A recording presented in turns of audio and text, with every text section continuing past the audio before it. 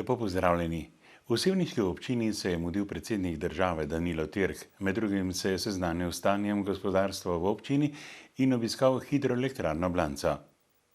Gre za zadnjo zgrajeno hidroelektrarno, ki je popolnoma avtomatizirana. Njena posebnost je tudi ribja steza, ki je pravzaprav prva delujoča ribja steza oziroma prehod za vodne organizme v Sloveniji, zgrajen po najsodobnejših standardih in seveda tudi ustrezno delujoč.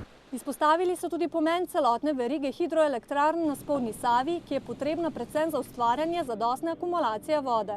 Zdaj v tem trenutku delujemo, bi rekel, bolj po principu delovanja posamičnih elektrarn in smo bistveno bolj odvisni od vremenskih pogojev, ki ta trenutek niso najbolj ugodni. Predsednik je obiskal tudi podjetje Implet Pletiva, v katerem so že drugo leto zapored povečali prihodke, sicer pa imajo zadnja 2 meseca težave zaradi zemeljskega plina.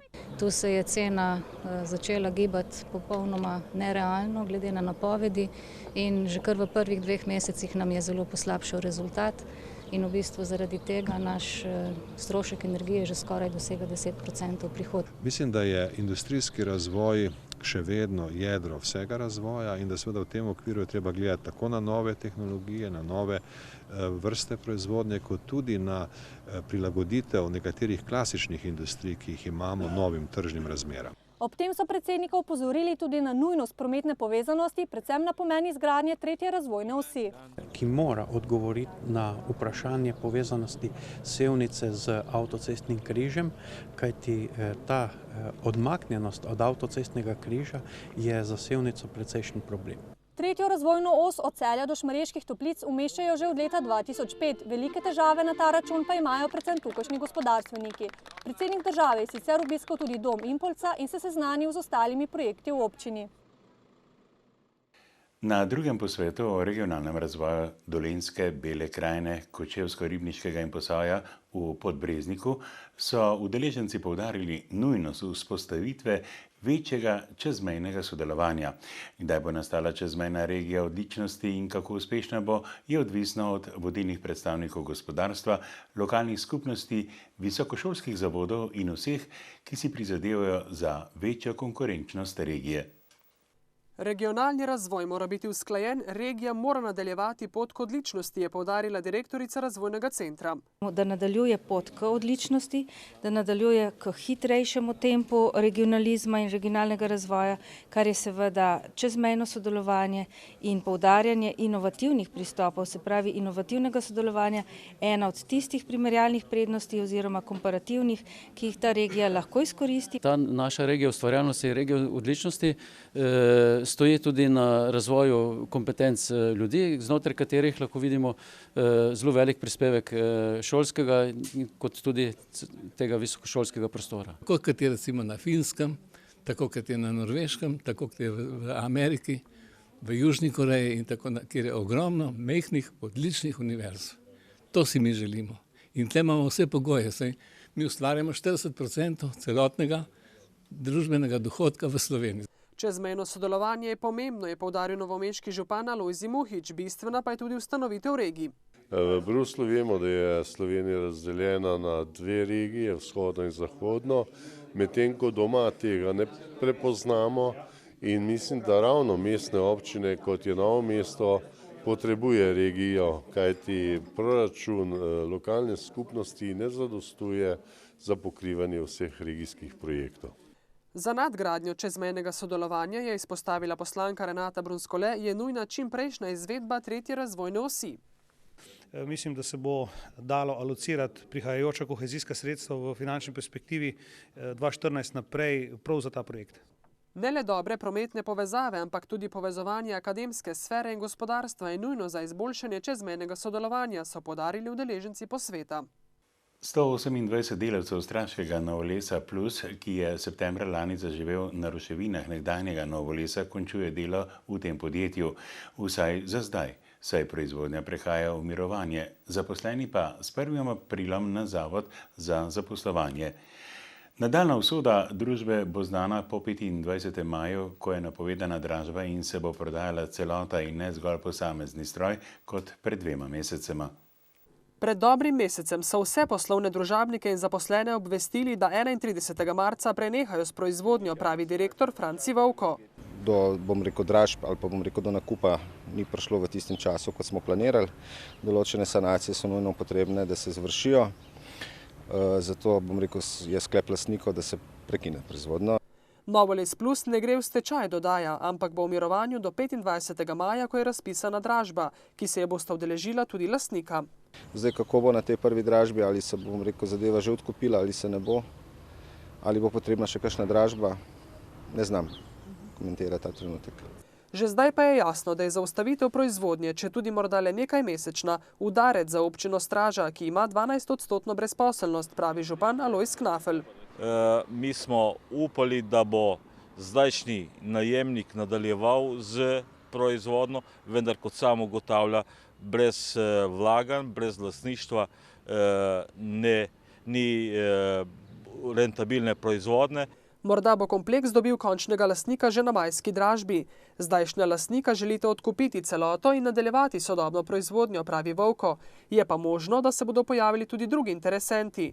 Vsekakor bi o pozitivnem razpletu proizvodnje vnovič stekla šele jeseni, saj se sečne hlodovine z majem končuje in tako med poletjem ne bo zaloge. Slovenski aktivist Tomo Križnar je v Evropskem parlamentu predstavil dokumentarni film Oči in ušesa Boga, ki sta ga režirala skupaj z Metličanko Majo Vajs. Projekcijo filma so si ogledali tudi zbrani v Metličkem kulturnem domu. Gre za več kot 30-letno Križnarjevo pričevanje o skritem iztrebljanju afriških staroselcev na sudanskih območjih, bogatih z naravnimi viri. Predvsem pa je največja, vrednost in potreba te komunikacije tega filma tako z ljudmi kot s politiko, klici po pomoči, klici po ustavitvi vojne. Film je tudi pričevanje o moči kamer, ki so lahko močnejše orožje od pušk.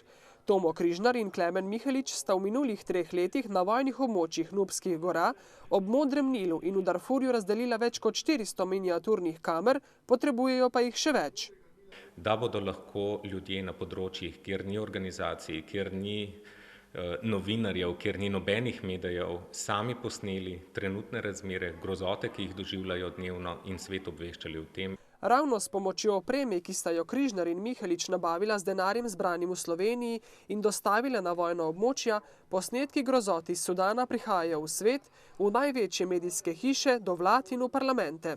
Je pa morda treba poudariti še en efekt, kamere snimajo tudi tiste, ki govorijo, da so nekaj naredili, pa ne naredijo nič. Se pravi, vsa zahodna javnost, ki opazuje, zdaj vidi, da ne naredi nič. Zaradi strateških interesov in dobičkov svetovne velesile puščajo, da se vojne nadaljujejo. Ravno včeraj se je v Sudanu začela nova, pravi Mihelič. Film Oči in ušesa Boga prikazuje učinek kamer in celotne akcije, ki priča o tem, kako lahko vsak človek z darovanim evrom ali 2 prispeva k nakupu kamer in posledično k pritisku na svetovne velesile, da se vojne, ki le njim prinašajo dobiček, zaustavijo. Le s skupnimi močmi lahko premaknemo svet, je sporočilo filma, za katerega sta Križnar in Vajsova 2. marca prejela nagrado na svoji zemlji. Bliža se čas, ko v Dolenjskem muzeju vsako leto začnejo izkopavanja na Kapiteljski njivi, tem za poznavanje ne le dolenjske, pač pa evropske zgodovine izredno pomembnem prazgodovinskem najdišču. Ali sploh in koliko bodo lahko naredili letos, pa je v največji meri odvisno od rebalansa državnega proračuna. Država namreč varčuje na vseh koncih. In v tem trenutku seveda še nimamo zagotovil za pridobitev sredstev iz republiškega sklada, spravi iz Ministrstva za kulturo. Seveda računamo in nadamo se, da nekaj sredstev vendar bo. Nadaljevanje izkopavanj, ki na Kapiteljski njivi potekajo že več kot četrt stoletja, je namreč nujno, pravi arheolog Borut Križ. Gre v resnici za reševanje tega, kar se še reši da, namreč predmeti so resnično izredno poškodovani in z vsakim dnem toliko bolj. Poleg državnega denarja ga nekaj prispeva tudi novomeška občina. Letos je v proračunu, ki ga svetniki sprejemajo danes, za izkopavanje namenjenih 6.000 evrov. Namreč predmeti, za katere vemo, da so še vedno v zemlji, so zelo ogroženi, zelo poškodovani, grozi jim dejansko uničenje in zato poskušamo dokaj intenzivno z temi izkopavanji kar nadaljevati vsako leto. In vsako leto odkrijajo kaj novega. Če so na začetku mislili, da kapiteljska njiva skriva predmete le na površju, je bilo kmalu jasno, da so grobovi tudi na pobočjih, najdbe pa se kar nadaljujejo. To je bilo resnično ena največjih nekropol v Evropi iz tega časa. Zanimivo je še to, da je izredno strokovno tudi pomembna, kajti na tem grobišču imamo grobove, ki se nadaljujejo skoraj 1000 let, torej je potekalo pokopavanje na tem prostoru, tako v pozni bronasti dobi, v starejši železni, v mlajši železni dobi, kar je v evropskem milu posebnost.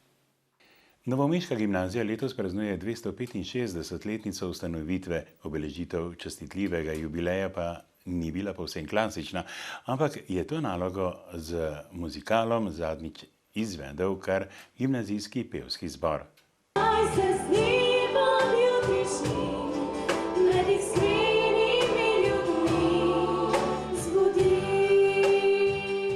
Tako so mladi gimnazijci s svojim petjem nekaterih najlepših slovenskih melodij navdušili obiskovalce Kulturnega centra Janeza Trdine. Na gimnaziji že dolgo časa obstaja pevski zbor, ki ga vodi Vanja Popov, profesor matematike.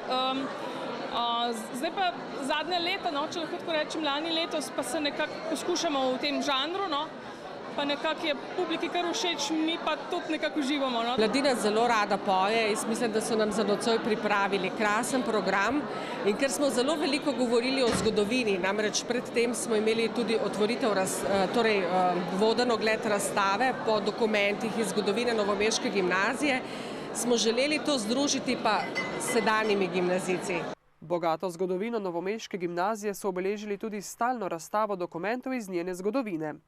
Novomeška gimnazija je zelo stara splošna izobraževalna ustanova in ko smo brskali po dokumentih, lahko rečemo, da je to najstarejša gimnazija, ki ima neprekinjeno tradicijo delovanja. Torej tudi v zelo težkih trenutkih, v obdobjih vojn, se pouk na Novomeški gimnaziji nikoli ni prekinil.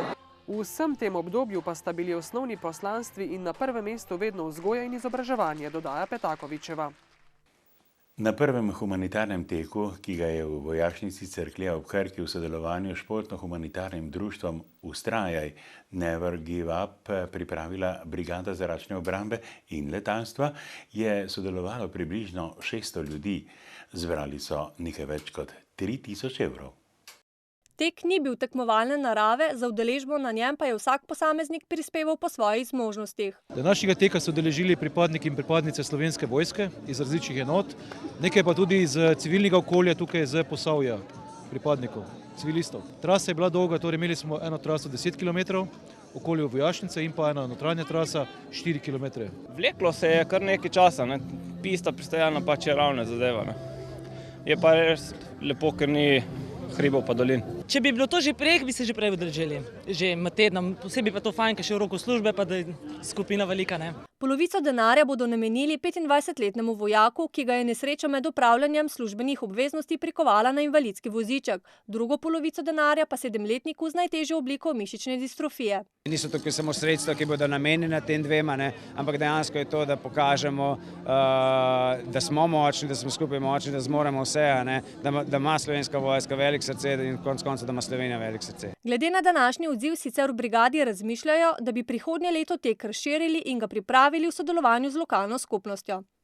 Republiška uprava za zaščito in reševanje je vnovič razglasila veliko požarno ogroženost naravnega okolja po vsej državi. Opozorilo velja do preklica, v tem času pa je v naravnem okolju prepovedano kuriti, sežigati ali uporabljati odprti ogenj ter puščati ali odmetavati goreče predmete in druge snovi, ki lahko povzročijo požar. Inšpekcijske službe in policija v času razglašene požarne ogroženosti naravnega okolja izvajajo poostren nadzor. Veliko dela pa imajo tudi gasilci, saj se požari vrstijo kot po tekočem traku. Novomeški gasilsko-reševalni center je v zadnjem obdobju posredoval že v 40 travniških in gozdnih požarih. Požari so manjši, v glavnem travniški požari, večinoma jih je tudi v okolici romskih naselij. Od tega, od vseh teh 40, približno 26 požarov je v okolici romskih naselij bilo. Vsi ti požari so verjetno bili tudi podtaknjeni. Od oktobra lani do začetka marca letos je v večjem delu Slovenije padlo med 50 in 60% običajne količine padavin. Padavinski primanjkljaj tako traja že skoraj 5 mesecev. Zato so tudi reke, potoki in pa podzemna voda na območju jugovzhodne in pa vzhodne Slovenije zelo nizki. Na območju Posavja, naprimer, beležimo ta čas eno najnižjih gladin reke Save v spodnjem toku, tudi reke Krke, no nekoliko bolje je le ob Kolpi. Vse kaže, da se bodo sušne razmere, vsaj kar zadeva zaloge pitne vode, nadaljevale. V prihodnem tednu od srede naprej, od srede do četrtka se obetajo sicer padavine, vendar pa predvidena količina padavin ne bo bistveno izboljšala vodnih zalog in dvignila gladine rečnih strug. Tako v Agenciji za okolje pozivajo prebivalce, da s svojim ravnanjem ne poslabšujejo količinskega in kakovostnega stanja voda, še zlasti na najbolj ranljivih območjih. Nihče nam ne more zagotoviti lepše prihodnosti kot mi sami. Vprašanje je le, ali to zmoremo storiti. Mi bomo seveda storili vse, da se ponovno srečamo danes teden.